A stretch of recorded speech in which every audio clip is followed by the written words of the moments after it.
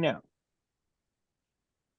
Welcome back to the CADy Shack podcast. This is episode 7. I'm going to run out of fingers.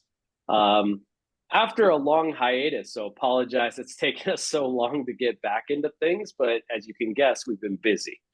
So with that being said, I think in the past, we've covered all this. If you missed any previous episode, go back and check it out. If you like the episode, track us, follow us. We'll do this on a more regular basis. But that being said, like a lot of time has passed. Like I'm sure there's some new news, some stuff's happened, been a bunch of good things, bunch of bad things. Barlos, maybe just I'll pass the ball to you first. What's new? What's top of mind from the last time we recorded to now? Headlines. Absolutely. Thanks, Michael. So a couple of things. We've done some amazing events, got some amazing traction since last time we did an event. Last time we did one of these recordings, we've done a concert with Warren G and Tone Loc in Anaheim. Got to hang out with them.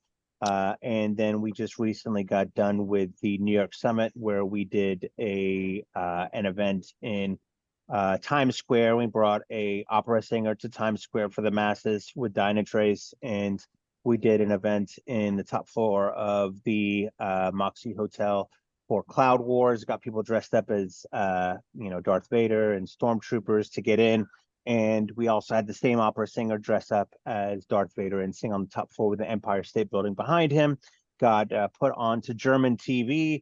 And that was really nice. And the next things that are going to be coming up that everyone needs to watch out for is we're doing a boat series for AWS SAs coming up in San Francisco, September, right around the time of the Rolex big boat regatta that's going to be happening. Some really beautiful boats going by, and we've got a 3-story yacht that's going to be watching that from the water.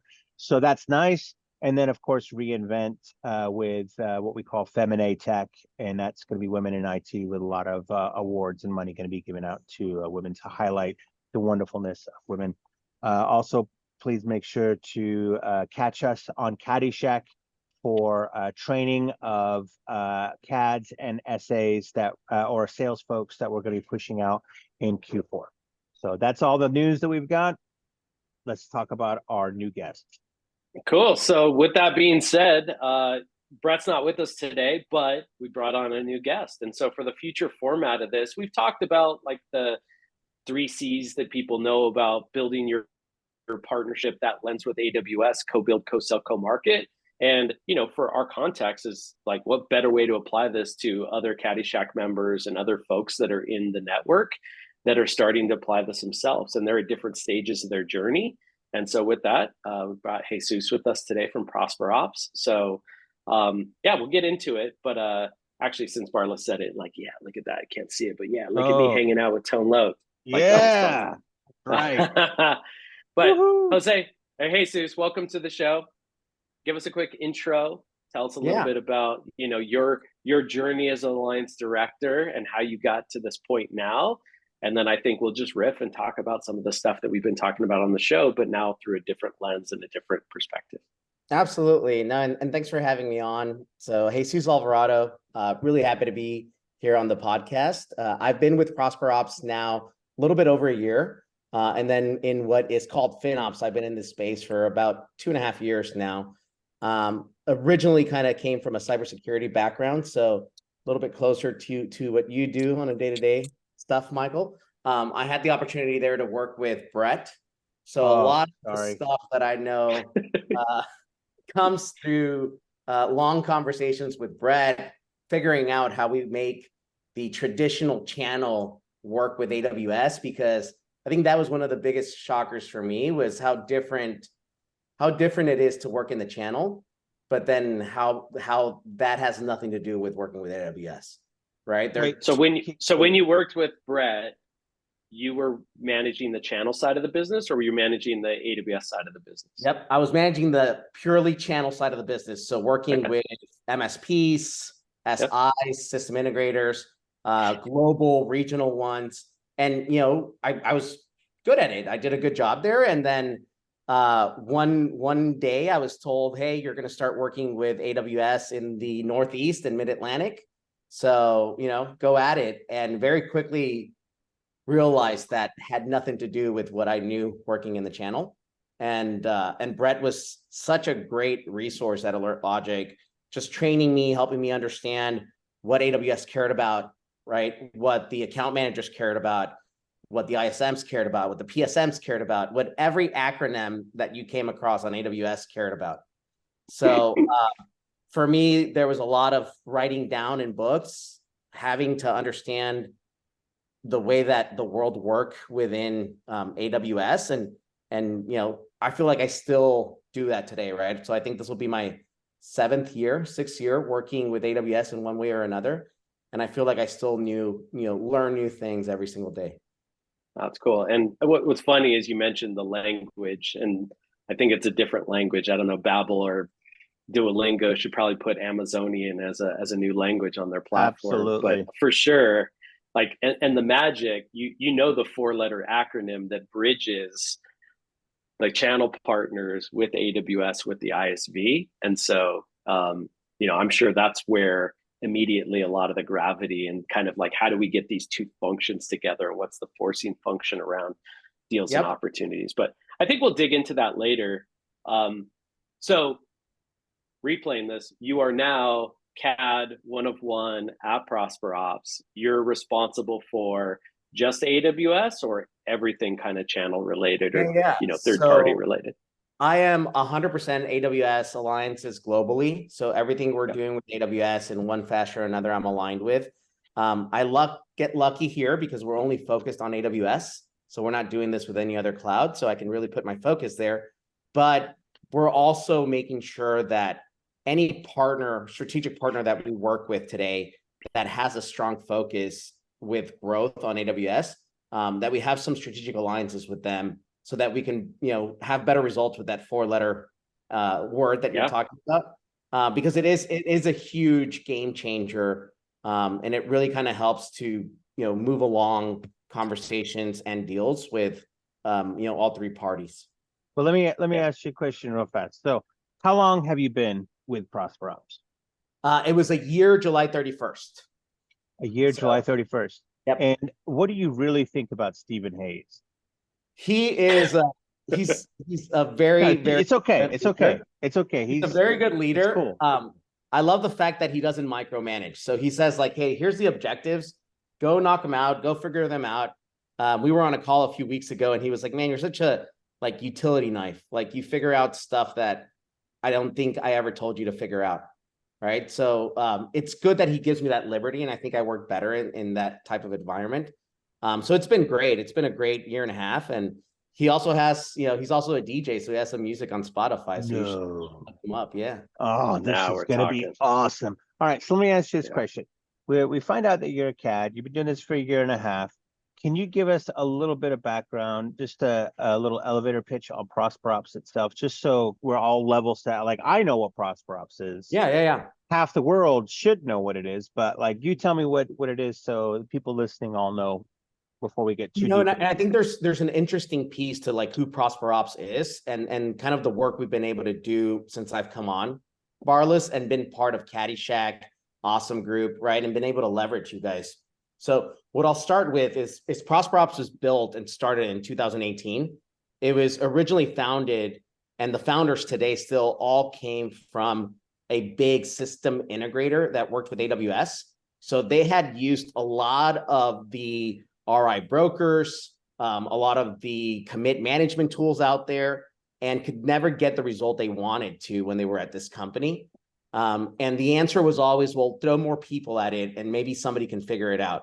So when they left, they really thought, and the process of kind of moving forward was, I think we could solve this with math. So they did exactly that. They built an algorithm.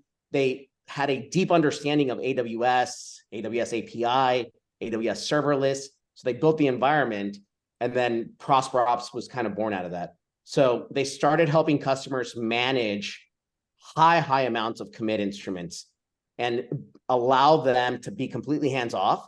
So ProsperOps today handles really the same thing we did at the beginning, but we're handling all the way from the beginning of a purchase of a commit instrument. So something like a compute savings plan, or a convertible reserved instance or standard reserved instance. We manage buying all that for the customers on their behalf in their own account. And then we manage how they're allocated throughout their environment so that they get really, really high ROI on all of their compute.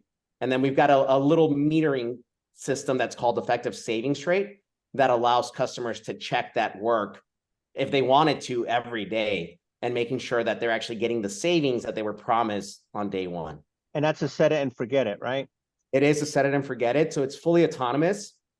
I joke around a lot with friends in the industry and say, like, we all say that there's a little bot running on the back end and there's autonomy going.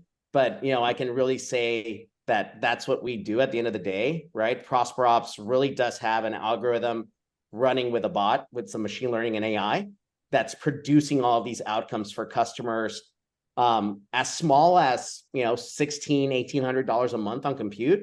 And I think our biggest ones right now are just north of $23 million a month. Wow, that's amazing. So I smell a little competitive differentiation even when you say that. So, like, let's apply this in now. You get to this company, you're the first boots on the ground, building this partnership with AWS. We all knew the textbook is like co-sell, co-build, marketplace. Yes. Like, there's all these things you have to do as part of the APN, the Amazon Partner Network. But the first thing is, if I'm going to talk to anyone about anything, I kind of have to look inwards and figure that out. So Barless calls this, and a lot of do, the superpower. It's that, like, what do we do? What do we do as it pertains to AWS? Sometimes we talk about drag. What services does it pull along? So I'm sure you had to go through that exercise, maybe so others can understand, like, what is your superpower? Now you've probably refined it and crafted it, but, like, now when you're communicating with a seller at AWS or your PDM, how do you describe your superpower in their language that resonates with them? Yep. Yeah. So I think the superpower for us has really turned, and it's funny you say, Michael, like, how it's changed iteration, like, month over month almost. When I first got here, the superpower was like, hey, we're going to help your customers create more savings on their compute. That didn't resonate really well across different account managers, different people in the teams. So really quickly, I started pulling some data, looking at how our accounts grow when they use ProsperOps, how customers interact with us, if they're stickier with AWS, things like that. So our superpower now has really become a better together story. So AWS, they have a huge focus. If you just Google, right, they have a huge focus on cost optimization for their customers. Now, cost optimization has many branches. I tell people in the tree of FinOps, we only focus on one of those branch, but it's a really strong branch and we do a great job at it. So the better together story that we've been doing now, and the superpower, is we're helping Amazonians not have to worry about telling their customers how to manage commit instruments. They're not having customers mad at the end of the day because they've overcommitted and maybe had a drop in usage. But now AWS can focus on a lot of the engineering optimization that's also important to customers. Things like, moving to newer generation EC2 instances, or maybe going from EC2 to container and modernizing how they're doing workloads. So there's so much more stuff that talented, AWS TAMs and solution architects could be focusing on, as opposed to saying, hey, we recommend you buy $1 million in savings plans. And I think that's the better together story, is we're really trying to become like a bench for the team to be able to, like, hey, bot, hey, coach, put them in, let them figure this out. And then, they do the rest of the work. I think you had some metrics, so you probably rounded out with, like, proof points, or like where we've done this before, without keeping, anonymously. Like, I know if you're talking to someone, you may say this account because you're talking to someone that it relates to, but then you guys tied it up into, like, what those savings are, how has it helped them, and probably what other services, or how you've seen this, the outputs, the outcomes. We've shown them the growth, that we've had. So on average, accounts at ProsperOps have grown 14 to 15% quarter over quarter, right? Which is really great, especially with downscale of usage that we've seen technically in the industry these last 18 months. But there is a, I don't know if it's like a psychological effect or, a business effect of the fact that you see that you're just getting better costs on everything that you're doing with a service. So it kind of makes you want to go spend more and do other things. because now that ROI is much better than it was 6 months ago. Yeah, and I'm not only leading that, you but to a place. Oh, go ahead. I was just going to say, just to touch on that point, AWS has also told us that every SI has to have a cost optimization component on it to get AWS's attention. It's not a MBO as of yet, but at the beginning of this year, they were told that if their focus has a cost optimization built into their SI, they'll have a lot more attention or market share of time from AWS sales folks. So I think that's really awesome where you guys are at. How's that working out for you? It's been great. Let's just say there's 2 of us right now on the channel, and now they're hiring another 2 people just because it's been a little bit harder to keep up with all of the partners, wanting to collaborate. Sorry, Michael, you were going to lead us down a different way? No, down the same way, but you're already there. As your superpower is that better together. Amazon's leadership principles with their customers starts with number 1, which is like the customer obsession and working backwards. So in many ways, it seems counterintuitive that AWS is trying to help their customers cost optimize, and then you're attaching to that value driver for them. But in the end of this, that's just it. They're trying to build trust and long-term trust with their customers, and you become a critical component so that the customer feels comfortable that what they're spending with AWS isn't wasted, right? And Exactly. I think that's exactly that, and that's smart. And we talked a lot about superpower. We've only talked about it kind of in our own context, like what Barlos has done or I've done in the past. So it's nice to hear kind of another, that FinOps, it's another angle for you as an ISV or an SI, how you start to build this. So let's move straight into, now you've got this kind of talk track, and you're right, it changes all the time because your capabilities change, you test it, it doesn't work. For you, and every business is a little different. I found in our business, like, we're up and down the segmentation. Like, is there a certain segment or a spend threshold? Like, what works for you guys now? You're like, all right, we got the code cracked on how to talk. Where should you go proactively spend your time? And I think that's the bridge into co-sell, at least from the AO side, and like trying to be strategic. PO side, we all talk about ACE, and like it's kind of the foundation. So like getting into the flywheel of co-sell, what's been your experience? What did you do first? Like, why did you do that? I think that's really valuable for folks to hear. Yeah. When I first started here, the co-sell was trying to figure out what you were saying right now is like, what vertical is the one that like customers tend to get the biggest value, AWS gets the biggest value. What does that really look like for us? So at the beginning, we were kind of looking throughout the entire, I would say formation, the entire pillar. Recently, we've seen internally that our biggest champions are coming from ISV, DMB customers. So software vendors, digitally native businesses, people that were born in the cloud and that have a spend, north of $50,000, $60,000 a month on compute. They tend to be the ones that have like that eureka moment when we jump on a call with them and do a free analysis. And the reason for that is because they're having to deal with these commit instruments every single day, and they actually feel the pain behind it. They know the value of it and they know where they're trying to get, but it's one of those, like, I'm a short guy, right? Like I can never get to top shelf unless I have some help. And it's like, that's the best example is like, we come in and we really show them the superpower, if we're talking that way, that AWS has built into convertible exchangeable RIs, if you can automate them.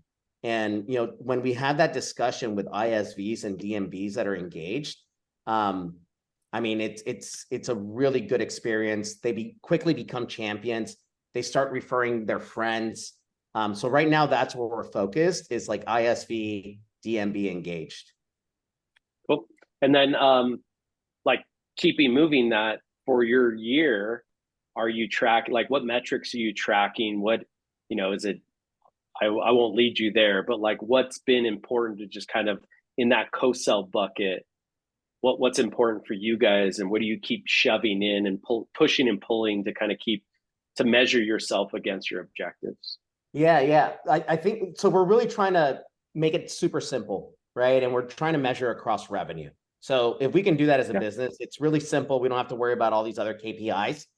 And the way that we're doing an active on work on our end, I would say, is we're really doing a hard job on our end, reaching out to these larger ISVs, DMB customers to have them become POs, right? Because we want to get in front of these account managers.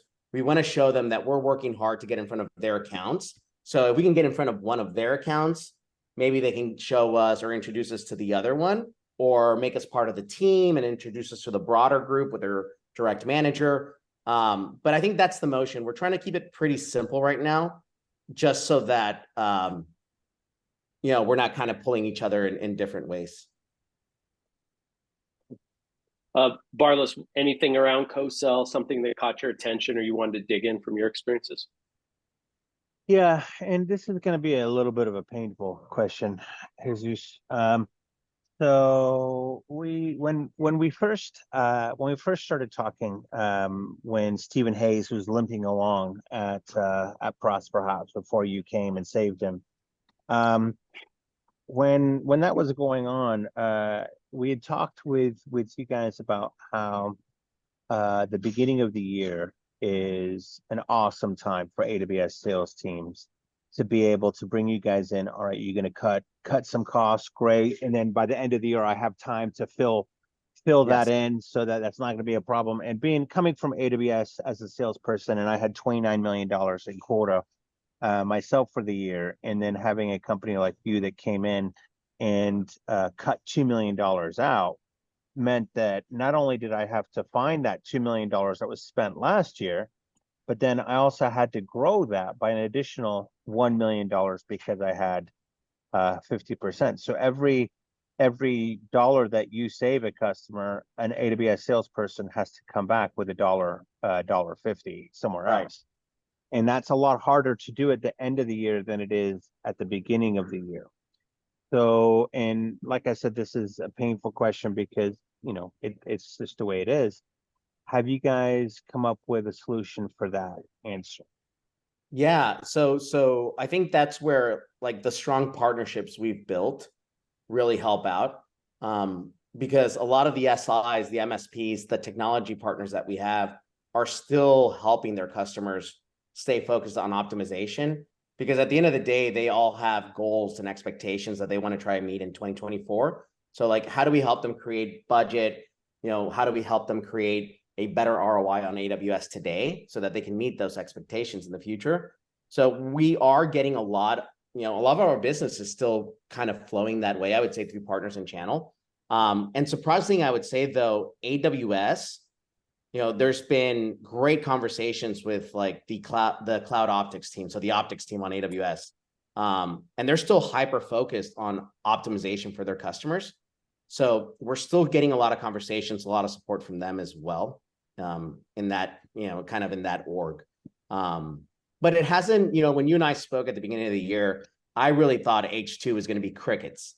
And I would say, at least from, the account managers that we've talked to and worked with, like they're very much on board to help their customers optimize, which has kind of been,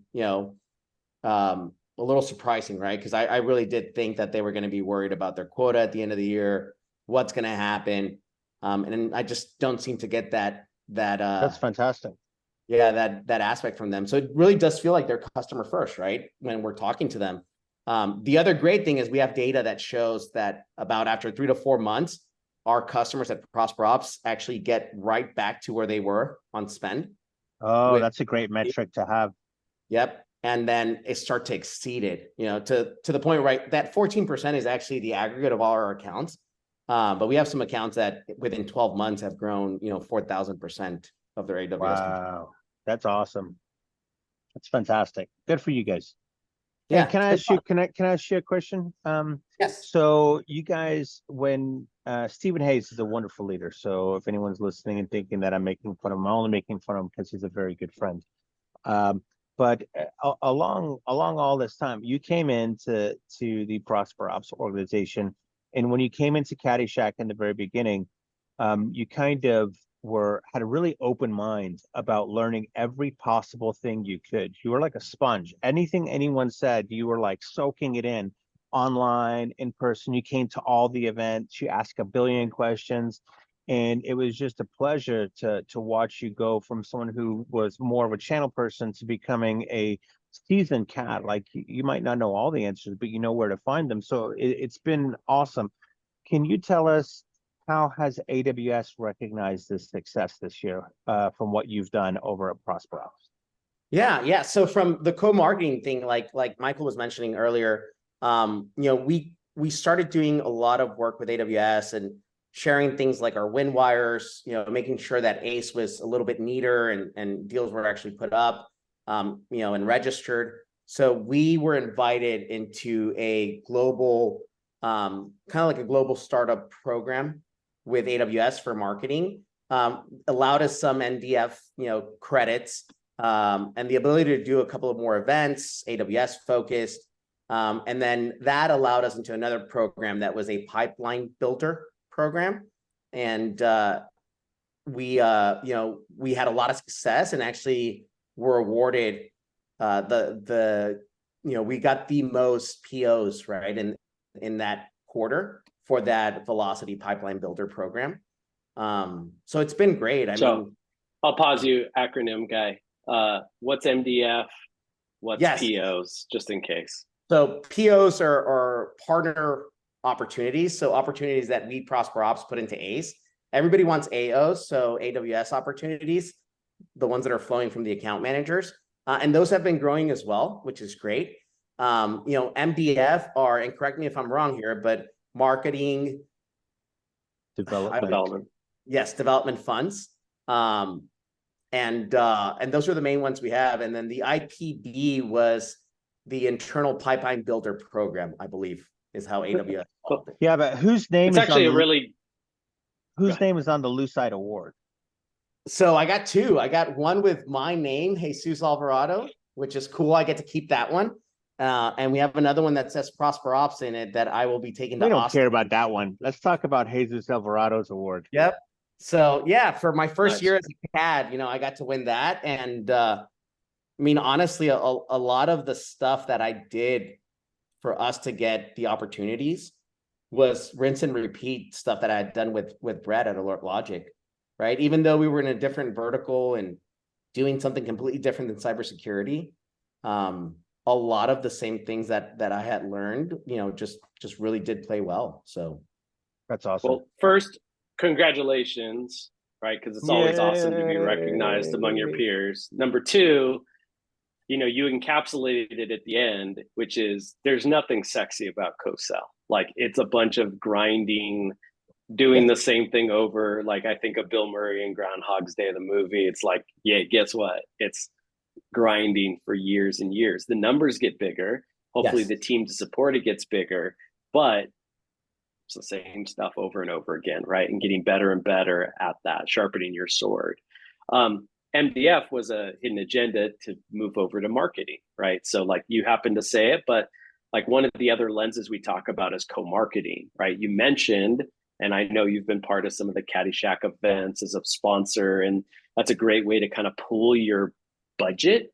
But, in this case, Marketing Development Fund is one of the gifts that AWS affords us as partners is they know, and I'll be the first to admit, they try, but they're not always the great at generating partner sourced opportunities, right? Or AOs, originated opportunities.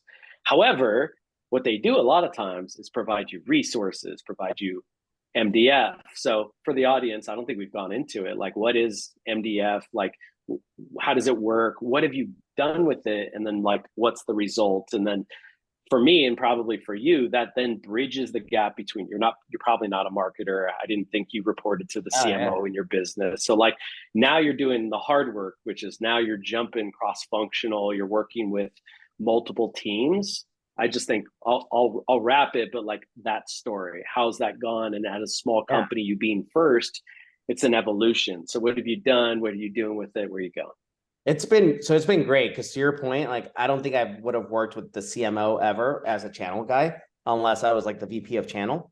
So, being the director here for alliances, like has allowed me that opportunity to work with Ross, that's the name of our CMO, and let them know, hey, we've got this back of MDF funds. We got to go generate some AWS opportunities.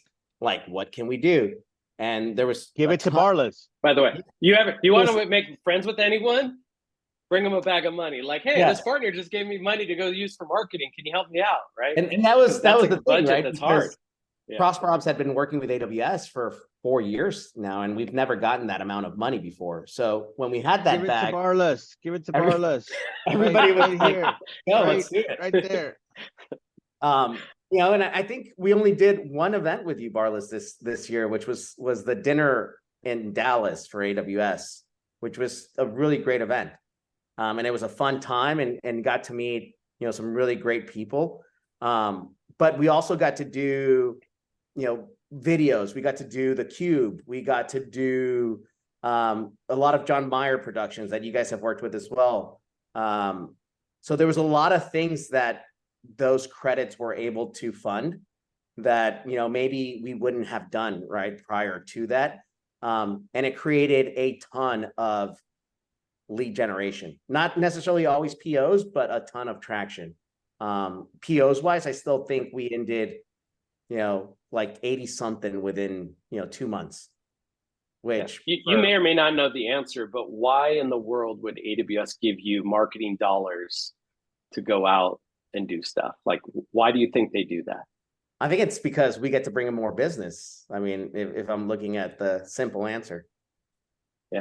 Yeah, there's a lot of that. Like, your pipeline becomes your revenue, and your revenue, because you're built on AWS, becomes their revenue, right? Yep. Also, the other side of it is you're out there promoting AWS. You're talking about ProsperOps, but you're promoting the cloud. You're promoting the benefits of the cloud. You're promoting, and in many ways, like, smart move, right? And the way it works, we didn't talk about it, but if I give you $1 of MDF, you have to go match it with your own dollar. That's right. And go spend that. And then there's an expectation, you know, give or take, that comes back, but hopefully that generates, you know, $20 in pipeline, right? Or at least $10 in pipeline.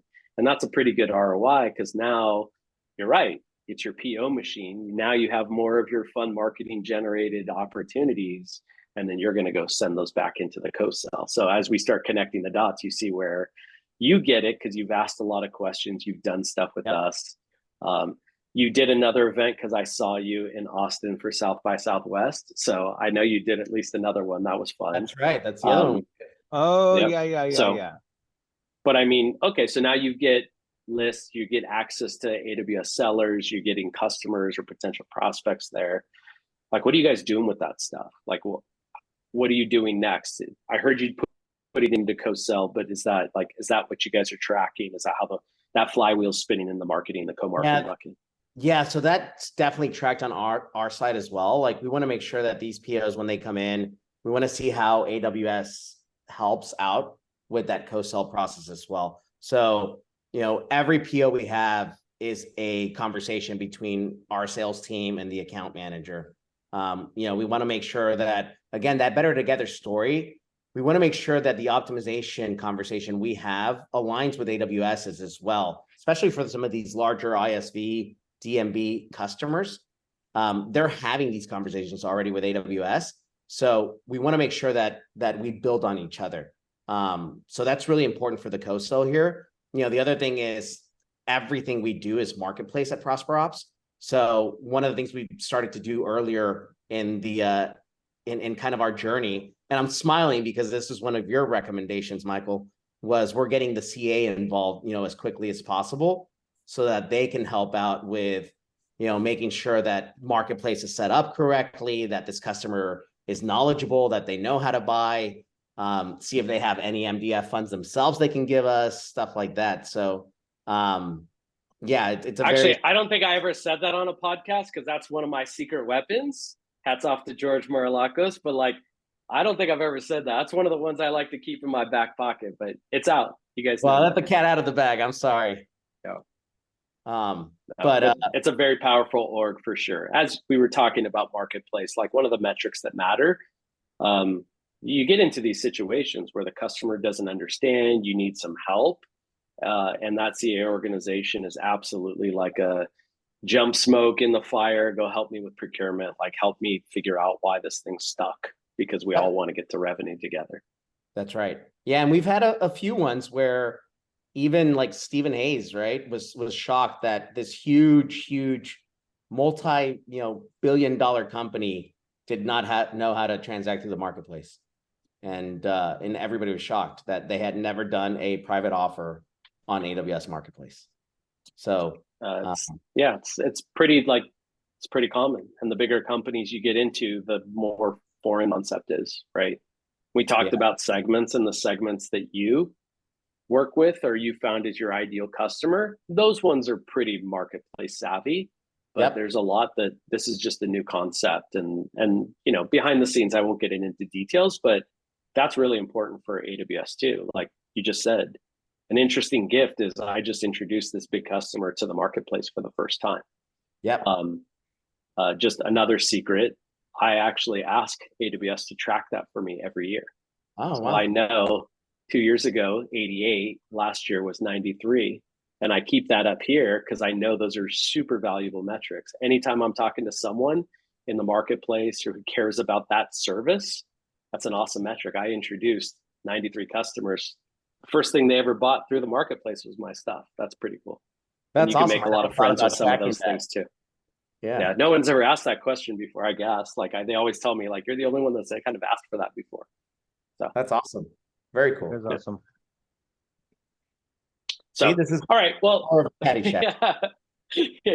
And this is a good example. I'm plugging Barless and awesome partners in the consulting arm of CADy Shack, but this is obviously kind of how some of these conversations go on, right? Sometimes they're over chat, and sometimes they're face to face. Sometimes they're at events. All right, so then wrap me around right now. Co-build.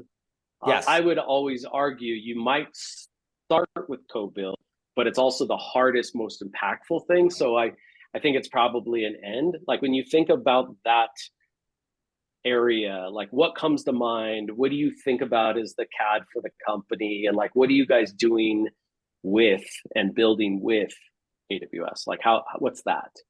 Yeah, so it's the way you phrased it is very comical, because it's literally the problems that I'm having today, right? It was the first thing we wanted to do, and it was probably the hardest lift. So we decided to park it and move along. I think now we're at a much better spot to where, a lot of the stuff that ProsperOps is doing with these commit instruments, we've always taken the terms and services that AWS has for these saving instruments, very, very important on how we build. But I would say about 3-4 months ago, we started having conversations with the RDS person that manages the go-to-market for all of the RIs that are used for RDS, right? Elasticache, et cetera. Same thing with compute. We're having more conversations with those teams. The reason for that is we want to make sure that the co-build, that whatever we're building to is going to be within lines with what AWS wants, but also we want to build really the best tool for the customer that they can consume AWS with, and not have any issues with, have it be automated, really deliver on what we've done since day one. So I think co-build's barely starting to grow at ProsperOps with AWS, and it's definitely something we want to focus on, or at least for myself, want to focus a little bit more on, maybe Q4 and then start of 2024 for ProsperOps. Let me ask you a question. Any okay. Yeah, go ahead. Yeah, of course. So and I'm gonna do a shameless plug here, but CADy Shack is gonna start doing training for sales.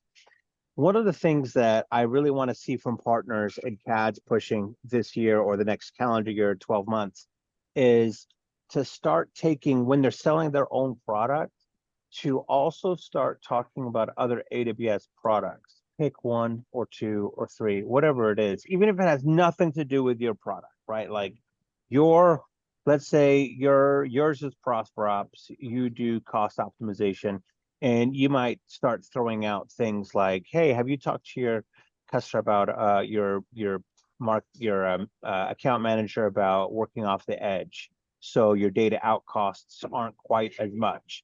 Or talking about a particular product, like, hey, are you taking advantage of all your CloudTrail, CloudWatch? and making your salespeople an expert on an AWS product that has nothing to do with you, but is something that you bring up, so that when you do turn in every single opportunity, you put into it in the a boilerplate description in your opportunity. Oh, by the way, we always talk about these two products in our sales conversations with all of our customers. Would you mind adding these as opportunities into your system? Hashtag ProsperOps. Most people, and even the experts here, will tell you that they will do that with products that pertain to them, products that they drag in, as we've talked about drag to ad nauseum. But no one has talked about, look, we can multiply AWS sales kind of knowledge by saying, hey, look, I'm going to treat 2023, we're going to talk about CloudTrail salespeople at ProsperOps. So every single time you talk to your sales and you're doing all this, oh, by the way, did you know that if you had CloudTrail, this would also help you out? Has nothing to do with ProsperOps, but you can take advantage of that customer then adding that little bit of sale.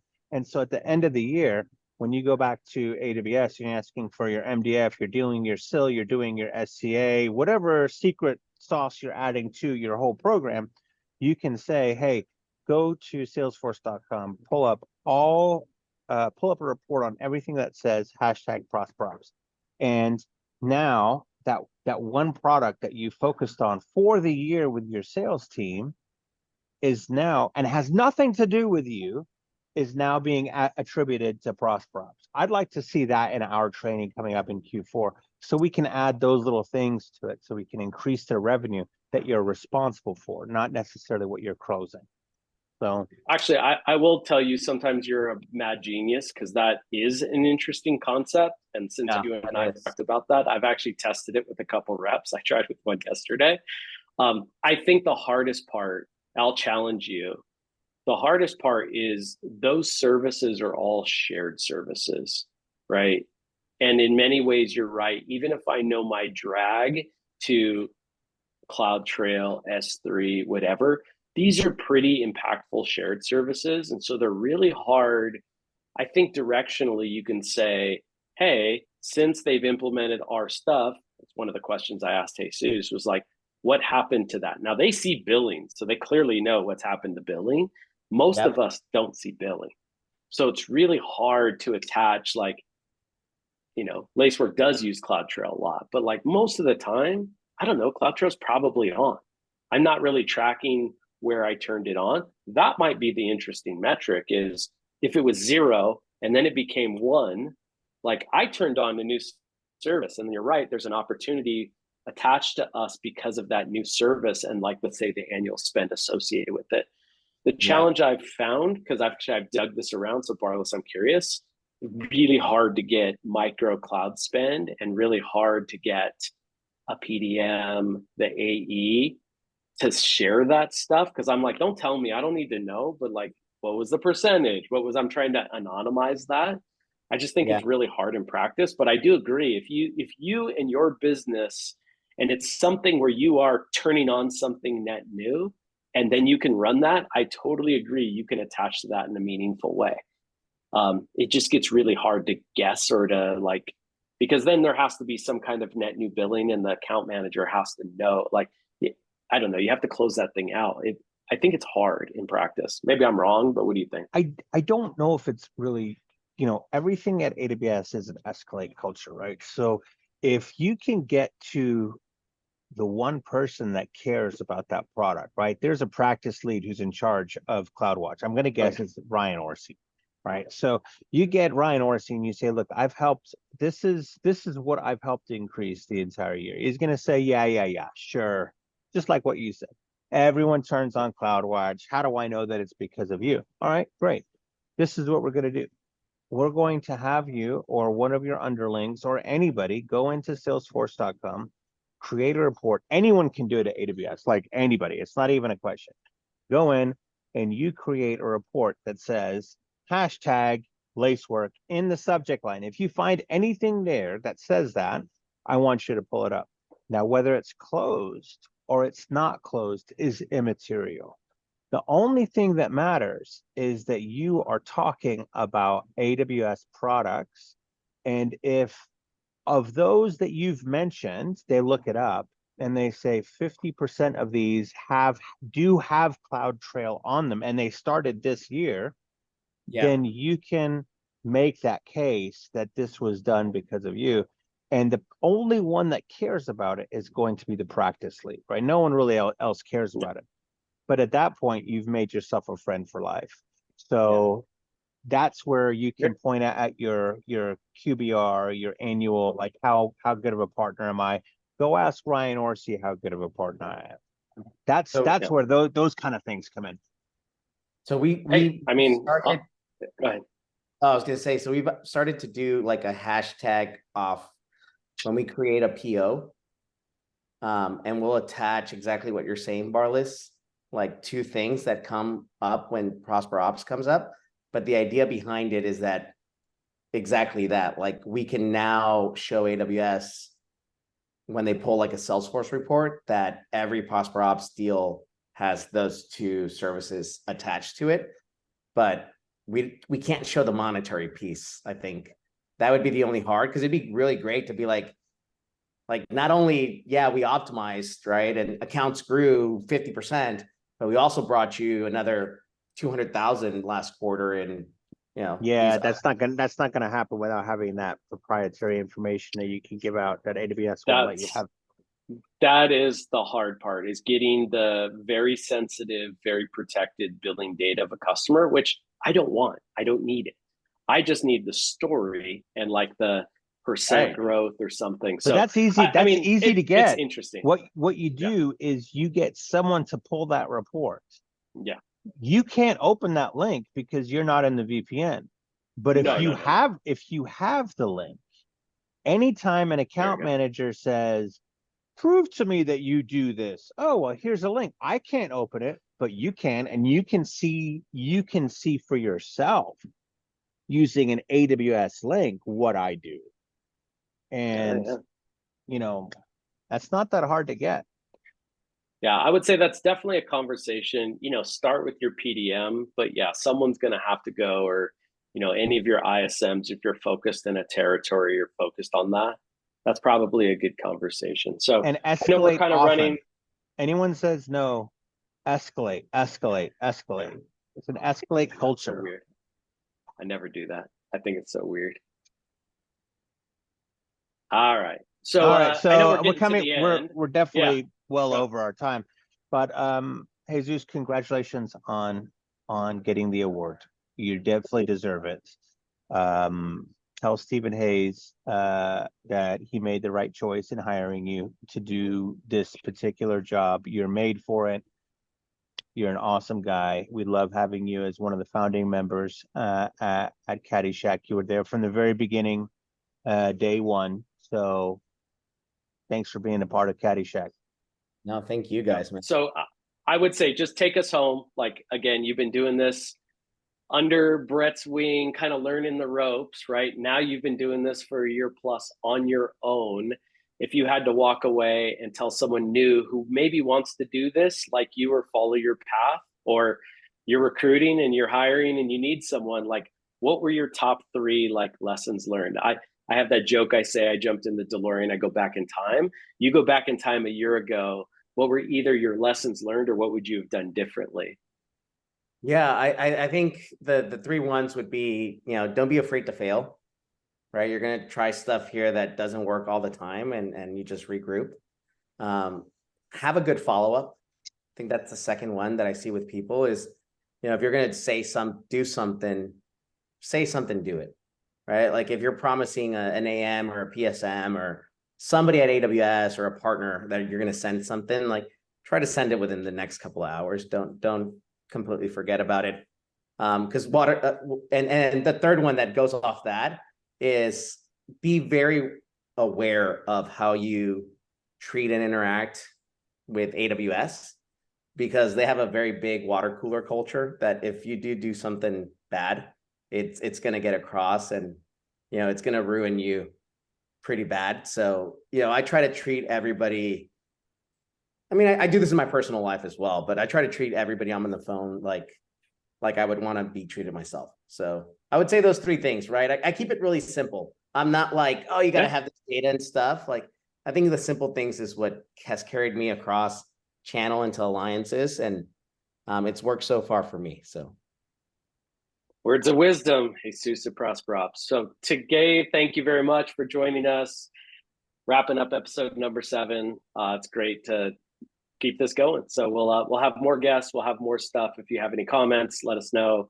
You want to be on the show, recommend someone, let us know. And we thank everyone for their time. Yeah, and the next one is going to be Dell Technology. So, all right, 2 more weeks, Dell Technology. Fantastic, thanks again, folks. guys. Thanks, everybody. Bye. Bye.